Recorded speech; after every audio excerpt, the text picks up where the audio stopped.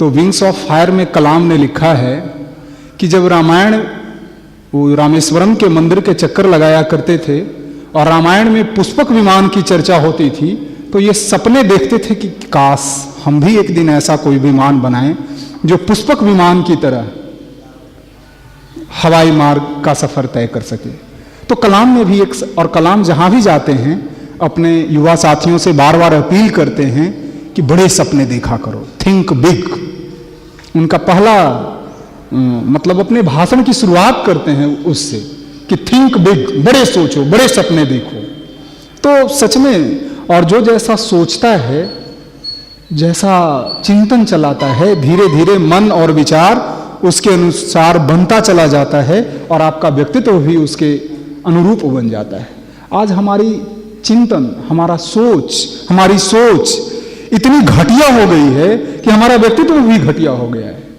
कल की बात, मतलब सोचने के लिए विवश करता है। न्यूज रूम में थे तो पूरे प्रदेश से लगभग 25 हत्या की घटनाएं आई हैं और 25 घटनाओं में से 15 आपस के संबंधियों ने किया है। चाचा ने भतीजे को काट डाला, तो मामा ने भगिना को काट दिया, तो पिता ने बेटे को काट दिया। ये कल रात की घटना है, आप कंपाइल करके देखें। कंपाइल हो रहा था न्यूज रूम में, तमाम जो छिटपुट घटनाएं थी सबको एक जगह किया जा रहा था। तो उसमें जब ये बातें आ रही हैं कि 25 घटनाएं कल की हैं, उस 2 सगी बहनों को गया में, सोते हुए बहनों को उसके मामा ने काट डाला। क्या हो गया भाई? क्या हो क्या रहा है? आखिर ये जो हम करते हैं पहले तो हमारे चिंतन में ही आता है ना। पहले हम ऐसा सोचते हैं, कुछ बिना मस्तिष्क में आए हम कोई काम को कार्य रूप नहीं देते, तो हमारी सोच ही तो गड़बड़ हो गई है। यहां पे हम इसीलिए इकट्ठा हुए हैं कि पढ़ाई तो हम कोचिंग में जाकर के ठीक कर लेंगे, लेकिन ये जो हमारी बुद्धि दुर्बुद्धि में बदल गई है, इसको कैसे ठीक करेंगे, इसको सही दिशा में कैसे लगाएं। और जितनी भी घटनाएं हुई हैं ये कल, माने एक एक दिन आप एनालाइज करें तो ठीक है, सोच सकते हैं। तो कहें आप ये भी कह सकते हैं मेरे यहां थोड़े हुई है, हम काहे को हेडेक लेने जाएं। ऐसा नहीं है, ये समाज का एक हिस्सा आप भी हैं। ये समाज में चीजें यदि घटित हो रही है तो आपको भी सोचना पड़ेगा। आज ये संबंधों में कटुता क्यों आई है? हमारी सोच इतनी विकृत, कहें कि एकदम उसमें कीड़ा लग गया है।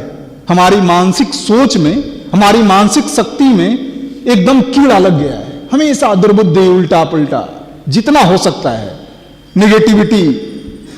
तो हम यहां पे जो आते हैं वही मानसिक अभ्यास करने आते हैं कि हे भगवान हमारी बुद्धि को सद्बुद्धि प्रदान करना। ये जो तमाम चीजें घटित हो रही है, आप इस पर चिंतन चलाएं कि आखिर हो क्या रहा है।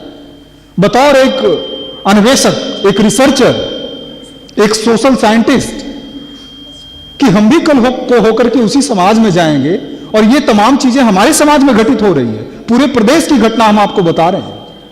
कोई इंडिविजुअल, एक जिले, एक घर, एक समुदाय की बात नहीं है। इसमें हर जाति के लोग हैं, हर समुदाय के लोग हैं, हर तबके के लोग हैं, हर धर्म के लोग हैं। ये पूरा सोसाइटी है ना, पूरी सोसाइटी है। तो इस तरह से चीजें टूट रही है कि भतीजा मामा को काट दे रहा है, बेटा बाप को काट दे रहा है, बाप बेटे को काट दे रहा है। हो क्या रहा है? किस चीज की कमी रह गई भाई? ये चीजें ऐसी हो क्यों रही है?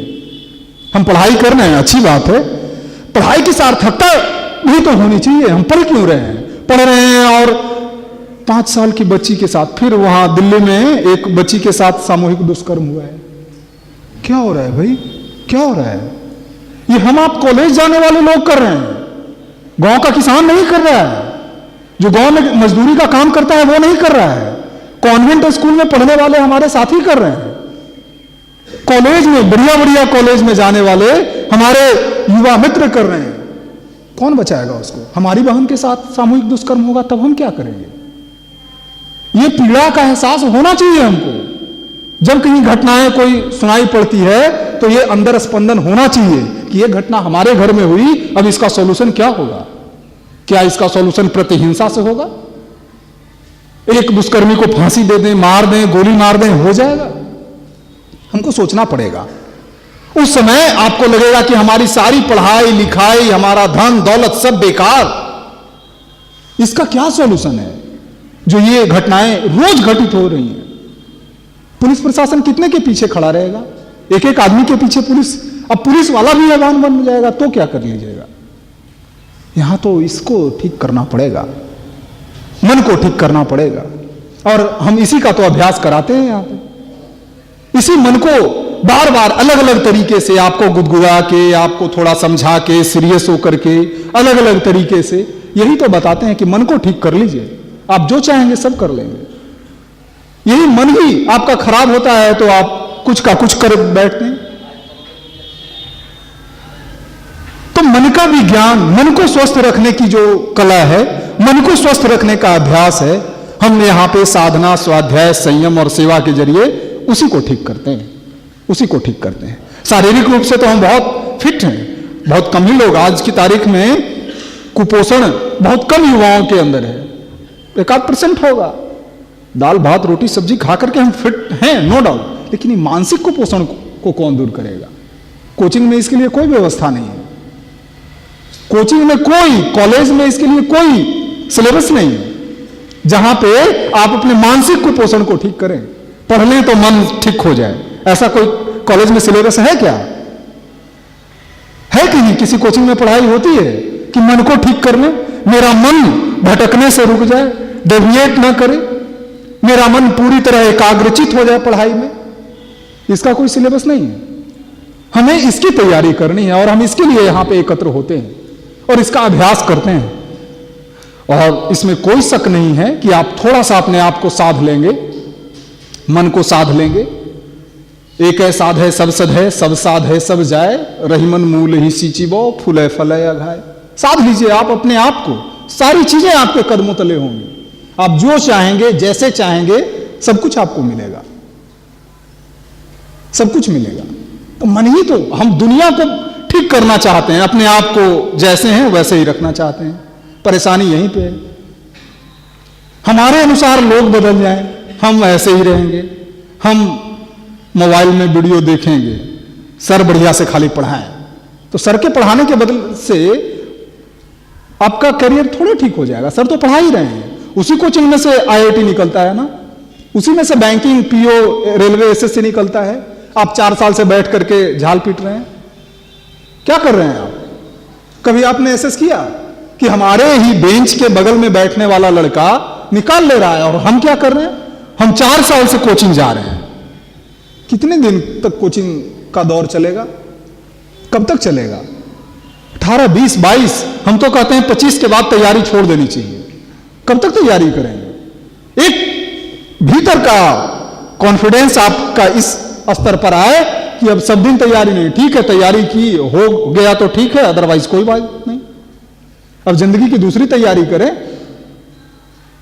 भाई 60 साल एवरेज आयु है, 30 साल, 35 साल, 40 साल तैयारियों में निकल जाएगा। करेंगे क्या भाई? बाकी जिंदगी कब जिएंगे? कब जिएंगे बताइए? आज एवरेज आयु 60 साल है ना, 70 साल बहुत एडवांस हो गए होंगे, तो 35 साल तक एवरेज तैयारी चल रही है।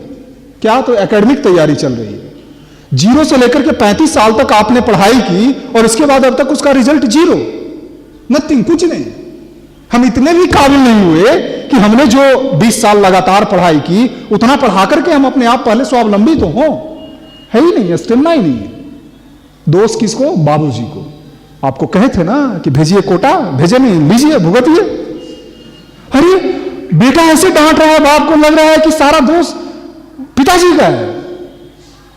कहते कि आकाश में एडमिशन करवाइए, नहीं हुआ मेडिकल, जानिए आप। ऐसे डांटता है, ऐसे डांटता है।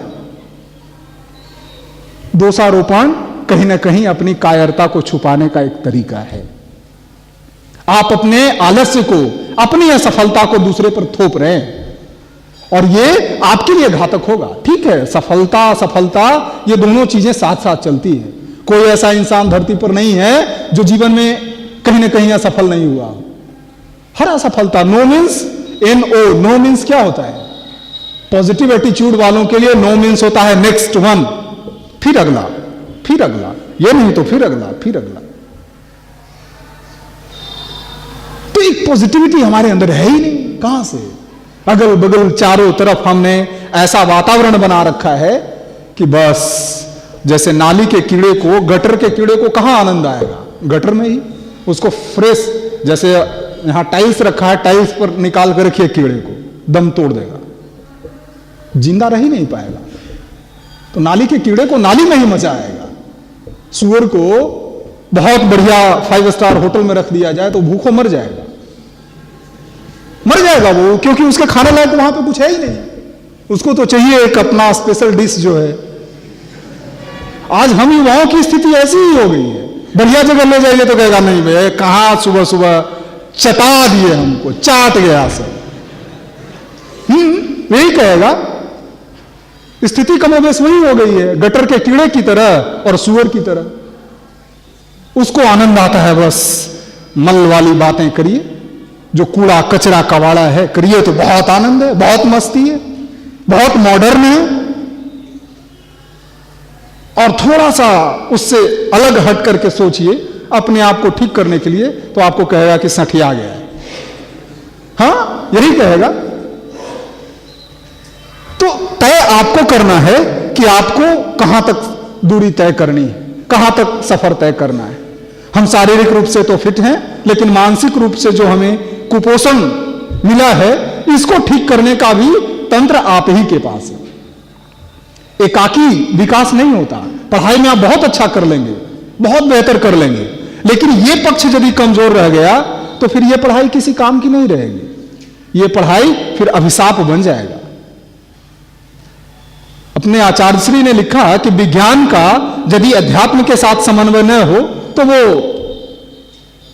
जानलेवा ही साबित हो सकता है। तो आपकी ये एकाकी पढ़ाई में बहुत एक्सीलेंट, और आप क्या निकल गए? आप निकल गए रेपिस्ट। कैसा रेपिस्ट? निठारी कोली की तरह, जो डेड बॉडी के साथ भी रेप करता था। डॉक्टर था, डॉक्टर, एमबीबीएस डॉक्टर। क्या कर रहा है भाई? मैंने जघन्य, सोच भी नहीं सकते। रामायण महाभारत काल में जो राक्षस था वो भी ऐसा कुकर्म नहीं करता था जैसा आज हम पढ़े लिखे लोग कर रहे हैं। तो सोचना पड़ेगा, तय करना पड़ेगा कि हमको क्या करना है, किस रूप में अपने आप को कहां तक ले जाना है। हम बार बार आपसे यही अपील करते हैं। यहां पे कोई प्रवचन या फिर कर्मकांड तो आपको सिखाया नहीं जाता। किसी को कोई कर्मकांड सिखाया गया है क्या? कभी नहीं। हम तो बस यही अभ्यास कर रहे हैं कि अपने आप को ठीक कर लें, और आपको अभ्यास करवाते करवाते हम लोग अपना अभ्यास कम से कम सही कर लेते हैं। आप माने ना माने, हम सही हो जाते हैं, इतना लाभ तो मिलता ही मिलता है। तो यही आपसे भी अपील करते हैं कि आप जब दूसरों तक ये बातें पहुंचाएंगे तो दूसरा कितना मानता है नहीं मानता है हम नहीं जानते, आप सही रास्ते पर चलने को मजबूर हो जाएंगे। ये अपने आचार्य श्री की थ्योरी थी कि बेटा तुम दूसरे को सही रास्ते पर बताने का अभ्यास करोगे तो तुम खुद सही रास्ते पर चलना शुरू कर दोगे। मजबूरी है। जैसे अभी भाई निशांत बता रहे थे न्यूटन्स लॉ, तो होता ही है, होता ही है। तो चलिए, बातें हम भी यहाँ पे सुनने आते हैं, समझने आते हैं। हर बार कहते हैं संगति से बहुत सारी चीजें आती जाती हैं, तो हम बिना विलंब किए अपने आदरणीय मनीष भैया को आमंत्रित करते हैं और हम उन्हें सुनेंगे। युवा मंडल की ओर से उनका एक हार्दिक अभिनंदन, स्वागत। आप आए।